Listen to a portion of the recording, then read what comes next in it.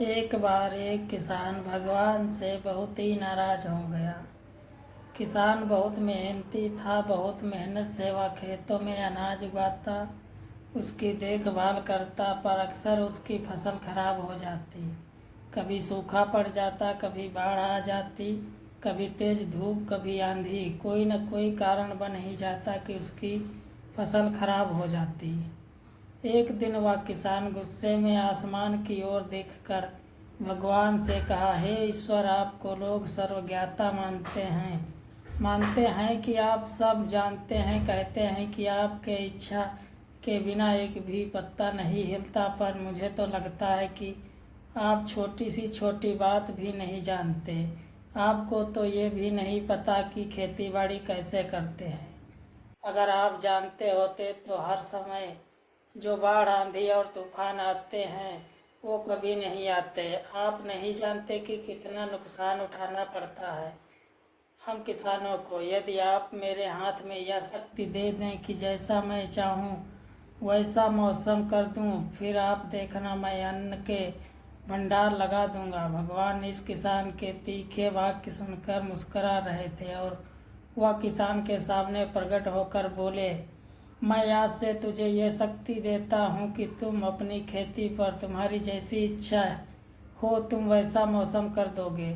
मैं बिल्कुल भी दखल नहीं दूंगा, तुम्हारी इच्छा से सब कुछ होगा। किसान बहुत खुश हो गया। किसान ने गेहूं की फसल अपनी खेती में बोई। जब उसे लगा कि खेतों को धूप चाहिए तो खेतों को धूप मिले, जब पानी बरसना चाहिए तभी पानी बरसा। आंधी, तूफान, बाढ़ कुछ भी उसने अपने खेतों पर आने नहीं दिया। किसान के खेत में इस वर्ष ऐसी फसल हुई जैसी कभी नहीं हुई थी। हरी भरी लहलहाती फसल। मन ही मन वह बहुत खुश हो गया और सोचने लगा, अब सबूत के साथ दिखाऊंगा भगवान को कि इसे कहते हैं शक्ति का सही उपयोग। मेरी सफलता देखकर उन्हें अपने नियम जरूर बदलने पड़ेंगे। कुछ दिन गुजरे, फसल काटने को तैयार हो गए। किसान बहुत उत्सुकता के साथ फसल को काटने लगा, पर जैसे ही उसकी नज़र गेहूं की बालियों पर गया तो उसने अपना सिर पीट लिया और वह रोने चिल्लाने लगा।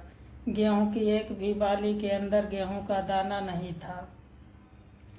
सारी बालियां अंदर से खाली थी। किसान बहुत दुखी हो गया। उसने भगवान को रोते हुए फिर पुकारा, हे प्रभु, तुमने ये मेरे साथ क्या किया? क्या तुमने मुझे कोई सजा दी? भगवान बोले, पुत्र, ये तो होना ही था। तुमने पौधों को संघर्ष करने का मौका ही कहाँ दिया। ना तो तुमने उन्हें आंधियों से जूझने दिया, ना तेज बारिश से सहने दिया और ना ही धूप में तपने दिया। एक भी चुनौती का सामना तुमने उन्हें नहीं करने दिया। इसीलिए सारे पौधे अंदर से खोखले रह गए। अब आंधी, तूफान, तेज बारिश और धूप पड़ती है तभी ये पौधा अपने अस्तित्व को बचाने के लिए संघर्ष करते हैं, और इसी संघर्ष से एक बल पैदा होता है जिसमें शक्ति होती है, ऊर्जा होती है, और यही ऊर्जा पूर्ति तेरे गेहूं के दानों की तरह हो जो नहीं फूटी। तूने उन्हीं कठिन परिस्थितियों से गुजरने ही नहीं दिया जहां उनके अस्तित्व का जन्म होता। सारे बालियां इसीलिए खाली हैं, इसमें एक भी गेहूं का दाना इसीलिए नहीं है क्योंकि तुमने अपने पौधों को संघर्ष कराया ही नहीं। याद रखिए, स्वर्ग में स्वर्गीय आभा तभी आती है जब वह आग में तपने लग गलने और हथौड़े से पीटने जैसे संघर्षों से गुजरता है। कोयले का टुकड़ा हीरा तभी बनता है जब वह उच्च ताप और उच्च ताप की मुश्किल परिस्थितियों से गुजरता है। इसी तरह यदि हमारी ज़िंदगी में कोई संघर्ष ही ना हो, कोई चुनौती ही ना हो, तो हम भी गेहूं की बालियों की तरह खोखले रह जाएंगे। कोई अस्तित्व नहीं होगा हमारा। विपरीत परिस्थितियां, चुनौतियां, समस्याएं हमें और अधिक निखारती हैं। यदि जीवन में कठिन परिस्थितियां और चुनौतियां आए तो घबराना मत, बल्कि सामना करना, विश्वास करना कि आप और अधिक निखर जाओगे और अधिक मजबूत बन जाओगे। किसी ने कितना सही कहा है, जिंदगी जीना आसान नहीं होता, बिना संघर्ष कोई महान नहीं होता।